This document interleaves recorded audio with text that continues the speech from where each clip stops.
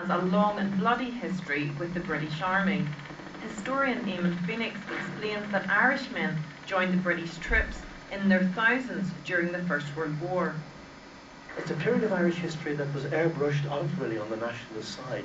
Following the 1916 Rising, the involvement of the Black and Tans, Irish nationalists almost pretended that their forebears had not fought for Britain and the Allies in World War I.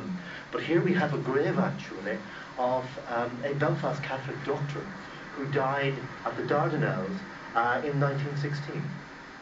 I'm a Catholic. My family's from the south of Ireland. Why did I join the Royal Irish? My great-grandfather was a Connaught Ranger. My father was an Irish Fusilier. I joined the Royal Irish Rangers.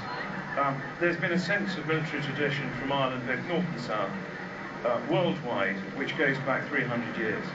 My own granda fought in the war. It's an issue where many of our grandparents throughout this island of Ireland had people who went and fought in wars, like the Somme and other places. Remembrance Sunday was held at cenotaphs across the UK yesterday. It's an event which marks the loss of thousands of soldiers in the world wars and beyond. Republicans do not participate in the commemorations, but they have made gestures in recent years to recognise a shared military past. When you look at Remembrance Sunday, we as Republicans will not be at that because obviously it's an issue where we have, because it's too close to the current history here. Our party has taken a massive step forward, again as we're Republicans, and we have taken massive steps forward when Alban Mcguinness led the first race at the cenotaph at Belfast City Hall, come back 5 years ago. I think that was a massive step for Republicans to take, because that was a commemoration event which took place. I think in the past, Republican mayors, not just in Belfast but in other parts of Northern Ireland, have attempted to go some distance to recognising that tradition. I think they should go the whole distance. Sinn Féin Lord Mayor Tom Hartley did not attend this year's Remembrance Sunday in Belfast. However, Alban Mcguinness did host the event when he was the city's first citizen.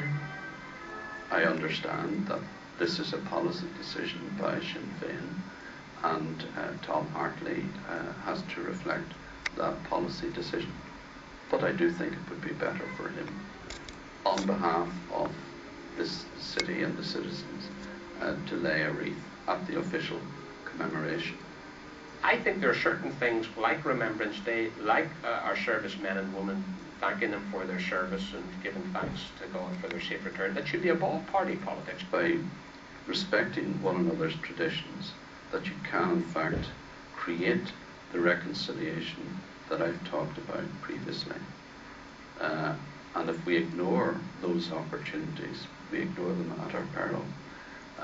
Because by joining in these commemorations, you create goodwill throughout the community. It's only within the last 20 years that the Republic of Ireland has recognised its war dead on Remembrance Sunday. It wasn't really until 1996 or thereabouts that the Irish government finally took possession of really the heritage of the men who died in World War I from all parts of Ireland.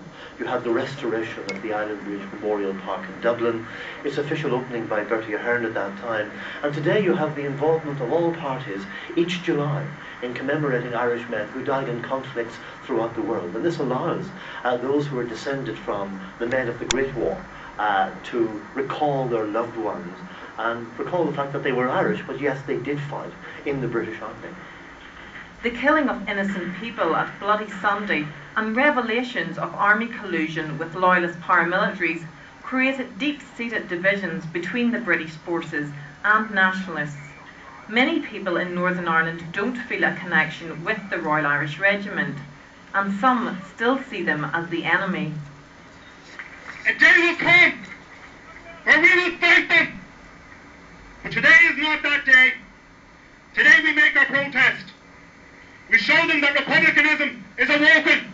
Remember, the Republican movement was guilty of murdering many members of the security forces, members of the army, men and women, and also murdering far more members of the nationalist Catholic community than all other groups put together. I have grown up with the British Army on our streets. I've grown up with the British Army raiding my house. I've grown up with the British Army killing people on our streets. So I know the facts that has done here. Obviously, within the Unionist community, people would regard the army, British Army, as their own. But in the nationalist community, people do not identify with it. They do not see it as part of their political culture or part of their historic tradition.